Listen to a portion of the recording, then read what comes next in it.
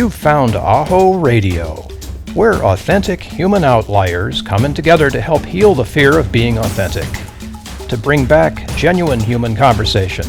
No hype, no sensationalism, just honest talk about the critical issues affecting society, affecting humankind.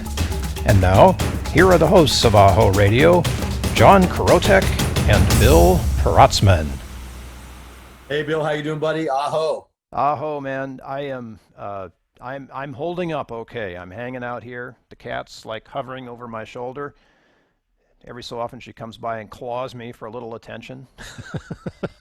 That's awesome. You know, super excited for another music shelf today. I know you got something in store special. This one is. But before we get started, this is Bill and I have been working together for several months. You know, we met on LinkedIn, and we hit it off right away. What was cool about Bill and our relationship, what's been cool, is that we have differences in opinions, differences in thoughts, but we don't ever let them affect the conversation. You know, we keep the conversation level-headed. We keep the conversation as much as we can on task. And Bill also does some amazing programs with music therapy, and his organization called Music Care. He's been working with veterans and people who've been traumatized for a long time now. And we'd like for you, when you get a chance, I'd ask for you to check out what he's doing, because Music Care in his program, he can talk a little bit about it. It's a way for you to deal with the things that you're dealing with in a positive manner, and doing it through the blessing of music, which is very therapeutic, very healing. And without music, we wouldn't have the music shelf. And so that's why we're here, to talk about music and rhythms and melodies and lyrics and how things, this universal language. Absolutely. So you've taught me a lot about music, and even in the few episodes that we've done of the music shelf, it's opened up my mind to just how big and real and helpful music can be. There's a real basic thing about music that a lot of people just get. Fundamentally, we know why we like music, and it serves us. It helps us feel things, and that's really amazing to me. But I think that there's a lot of what we could use as powerful fuel right now that we're ignoring or stuffing. And especially in this era where we've got so much anger. Anger is a really powerful emotion, and you can do stuff with it. You could found a country with anger, like America got founded on anger, right? There was a basic way to transform that energy into some positive result. And I think we've lost a lot of that by kind of not being in touch with the part of us that gets angry and then transforms that anger. Some people do that. But generally speaking, we're talking about things that are fundamental. And instead of a movement that says, hey, let's feel the anger and figure out what to do with it, we've got movements like emotional intelligence, where we sort of intentionally suppress those feelings. We recognize them, and then we immediately transform them, change them into something else. And I think that's ill-informed. I really do. And I'm not speaking as a psychologist here. I am not a music therapist, but I know a whole lot about how music works on us, because first of all, you can read the research, and secondly, I've been a musician for most of my life. It's going to be, let's see, I'm 59. I started when I was 3. How many years is that, John? 56? Something like that? 56. Yeah. I've been doing this thing. Yeah, we can still count, right? We're old guys, we can still count. So what I wanted to do today was sort of like dial into those deep emotional things. And we're going to do that without playing any music on this one. It's really simple, because the way to get into that, the way to fully inhabit what you feel, is right there inside you. All of you is vibrating all the time. You've seen those pictures, right? Where those waveforms, you can see the up and down, and you could probably look at like EKGs, everything's up and down, like it's got this waveform, right? They're called biorhythms. You have your heart's beating, your circulatory system is going, your head's buzzing, your lungs, all those synapses are cracking and firing, and you got that beautiful vagus nerve that connects all of your internal organs. So your autonomic nervous system beats your heart and breathes your lungs and does all that stuff. In fact, some people even talk about like the heart brain and the gut brain. So 3 different brains. And you've got rhythms. Yeah, there are rhythms. There's rhythms. Yeah, your body's, and that's why I think you just posed something. That's why I think when we hear external music, that the human body reacts to it. I mean, think of the first rock and roll song that you ever heard. Oh my It gosh, gets the yeah, right. heartbeat going, the head's cracking, and you're breathing harder, and yeah, it has that kind of effect. And you talked about people not being in touch with that, and I Yeah. think that there's a techno. We live in the techno world, right? We're all tied to these things, Oh and yeah. we keep thinking that these things are going to solve all the problems of the world, but what's going to solve the problems are people. Yeah. So And let's go there, yeah, because one of the things that is amazing to me is how there's this sort of separation in the music world. And it's a healthy separation. There's like the old white guys who wrote classical music back in the day, right? So we're talking Bach and Beethoven and Brahms and all those folks. Mozart and all those guys. And then Yeah. there's the new white guys who are writing music now.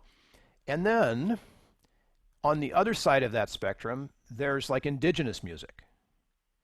And indigenous music is more, it seems to be more simple in a way, but if you get into African polyrhythms, they're way more complex. But there's that, it's like drum and didgeridoo and what we call a kalimba. That's like basic fundamental instruments in the world. uh, the marimba itself, like the wooden bars that look like a xylophone. So these fundamental instruments are inflections for indigenous music, and some of that has grown up, and we call it in America things like the blues and jazz and stuff like that. And I'm not saying that this is race-based, because there are people who play both sides of the coin on this. I've seen African American classical musicians, and I've seen white blues musicians. That's not the point. But there are these like two channels. And I want to suggest that the sort of Western classical music channel, the Enlightenment era channel, is the head brain. And that the more fundamental indigenous music may be the heart and gut brain. Do you see the difference there? Well, there is a difference. Absolutely. It's an oversimplification. Well, music in and of itself, as you well know, was a way to communicate. It was a way to, it was very emotional, and when you mentioned the didgeridoo, from what I understand, was a way to communicate with another world. Yeah, it gets right in there to the spiritual, the right? natural world. Yeah. Yep. And gosh, you go down into the Amazon jungle, you listen to the music that goes on down there. And yeah, I mean, there's different music is, like we said, and this, it's a universal language. It's a natural language, but it's also man-made, and there's a bridge there.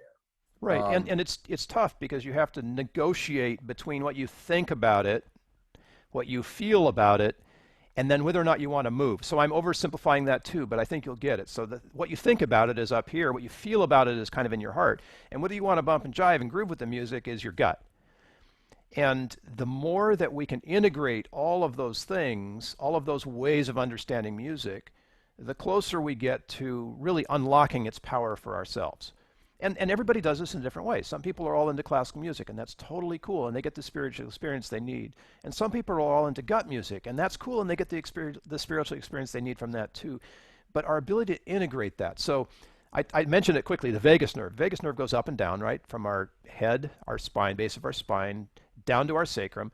And that takes care of all of the breathing and all of the heart beating and all of the movement stuff. We don't have to think about. The autonomic nervous system does that. And that is an oscillation. And when the yogis talk about Kundalini, what they're talking about is the energy that transitions that vagus nerve that you can intentionally bring from your sacrum right up to your crown chakra. That's part of it. So this is like fundamental. There's so many ways of approaching this. But the way that you can approach it that really works and that's musical is to tune in to your breath. Not so much as breath, but as music. And feel that when you inhale, so when you're inhaling, inhale with me now if you want to, inhale for like 4 counts. So go inhale 1, 2, 3, 4. If you're bringing that breath all the way down to your sacrum as you inhale, and then as you exhale, letting it all go, 4 counts back out, that is a rhythm. That is a vibration. And you couldn't hear it, but you can feel it. And as you feel that vibration of the breath in and out, you start to become part of your internal music. And notice there's no judgment in that. I'm not saying it's angry music or happy music or whatever. I'm just saying that you breathe, and that itself is the music. So there's a thing called Ujjayi breath, where you make the roaring sound as you bring that in. And yogis believe that Ujjayi breath is actually healing. And in many ways, people who breathe with Ujjayi breath are not sick. So there's so many fundamental things connected to this. But I'll stop because you have a question. No. It's not a question. It's just, the breath of fire, which I think you just described. And, oh, yeah. meditative and prayer practices, for millennium have used breath as the equalizer. Sure. Scientific studies have Ceremonial, like shown. if you're using opium ceremonially or cannabis ceremonially, you're bringing that the Great Spirit is like coming into you in a visible way. Breath of life, man. Breath of And life. that's, and it does. There is a rhythm, and even in dancing, rhythm and dancing moves. There's breathing techniques. Oh yeah, people who play the guitar breathe along with the phrasing that they play, even though they're not having to use their breath to make the music. They're breathing with the phrase, and you can watch that in video. Yeah, the more I get into anything in life these days, whether it's music or writing or whatever we're doing, the breath is always there. It has to be. The human heart is always there. The mind is always there. And I think what you just said, the gut being the intuition, music is the bridge or the dot connector between the heart, the mind, and human instinct. The gut. Yep. Because you're a classical pianist. I know you are. You've got your own albums out there, and you're a writer too. But so you understand it. You get it. You get the deeper pictures, the deeper side of things, and that music. If people would just take time, and I think that's what you're getting at, Bill. Just take time to stop and to breathe. Oh yeah, you've heard it. They would Right? feel their heart. When you feel it coming up, what do? Take a deep breath. And that deep breath basically integrates like all three brains. You breathe all the way to your sacrum and release. And that simple act, everybody knows this. If you're angry and you take a deep breath, that transforms things. And then you can use the power that's in your anger for good, or the power that's in your rage for good, or the power that's even in things like your fear for good. By doing that, Absolutely.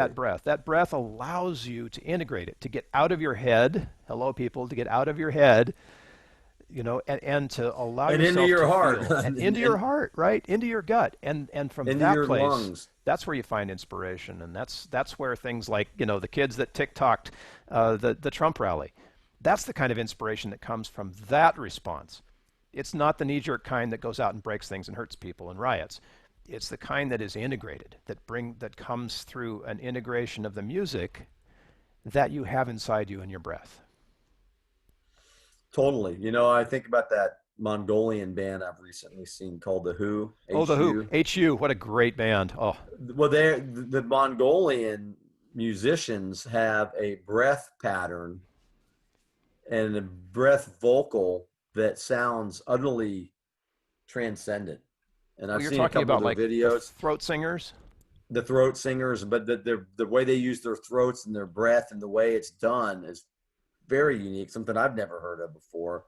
And it proves, or it basically supports what you're saying about the spirit, the breath, the brain, the heart, everything is just like so tied together. And when you listen to a piece of music, and you mentioned this, when you listen to a good piece of music, or even something simple, a musician that's really in a band that's just playing it, or a soloist, there's a connection.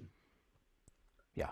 And if you take the time to listen to any musician, you're going to feel their heart. You're going to feel their message, and they're going to invoke something in your intuition that just changes you if you allow it. It's transformative, and you do have to invite it, right? There is a resistance, and I agree. It's hard to listen to music that you have never heard before. And I'm glad you mentioned The Who. I'll put their music into our show notes. I'm also going to share a piece, a whole album, I think, called Hearing Solar Winds. It was recorded back in the 70s. It's the same technique, but in a completely different setting.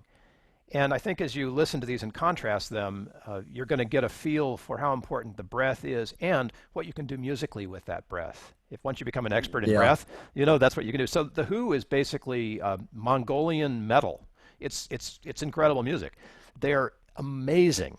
And Hearing Solar Winds is, I think it's 4 or 5 people singing in a dome structure, just doing the Tuvan throat singing, where you can sing more than one note at the same time. Sometimes 3 or 4 notes can be sung at the same time. So it's this beautiful echo chamber with all of that going on. Completely different kind of music. You might call that more transcendental, and you might call who's definitely metal. They're so good, people. You have to listen. So well, and then music, and give music a chance. Kind of like give peace a chance. Give music a chance, because see how it works on you. Songs that you may have listened to 10 years ago, revisit them, because you know what, you might hear something or pick up on something different. I'm listening to songs now that I used to listen to 20, 30 years ago. Date myself, but and it means something different. Yeah, it takes me back to that time, but the lyrics sometimes and the emotions that are, evoked are sometimes a lot different. So if you're interested in this, if you're listening and interested, I teach this stuff. It's what I call self-care using music. There's an online quest you can go through. It takes you through your favorite music. It's music care. It's music care. Yeah, it's music care. It's music care, but it's self-care. Yeah, it's exactly what it is. It's like using your music, the music you love, John, like your favorite music. It's called Quest. Quest is the program. Quest.musiccare.net. So I call it a quest because it's like a life journey. It's a life journey from where you are to a better place, a transformative, the journey of walking across the chasm on the blade of a knife barefoot. It's one of those kinds of journeys. And it's such a marvelous thing once you've done it, because you realize you can, right? You have this ability, and right there in the music you love. Well, and I'm going to simplify it here, but I sent Bill like 100 songs. He said, pick out 100 songs. Now, this is simplifying it. And I did. I picked out 100 songs that meant something to me. And like within short order, he could look at those songs, and he knew a lot of the things that I was still working through. He knew a lot of the things that I already worked through. He could see almost like a blueprint of things that I could improve upon. I got to tell you, it's pretty fascinating. I don't know how he does it, but it works. And so self-care, music care, Quest, check it out. And it's good breathe. Stuff, people. And breathe. Yeah, give music a chance. Yeah. Give music a chance. I love that so much, man. Give music a chance. So people. Kind of like, give music a chance, because it can change your life, and it certainly has changed all of our lives. And in this day and age, we need more music now than ever, right? You bet. As much as we can get, please. And soon. Breathe. And breathe, right? It doesn't have to be the same tune. Just breathe.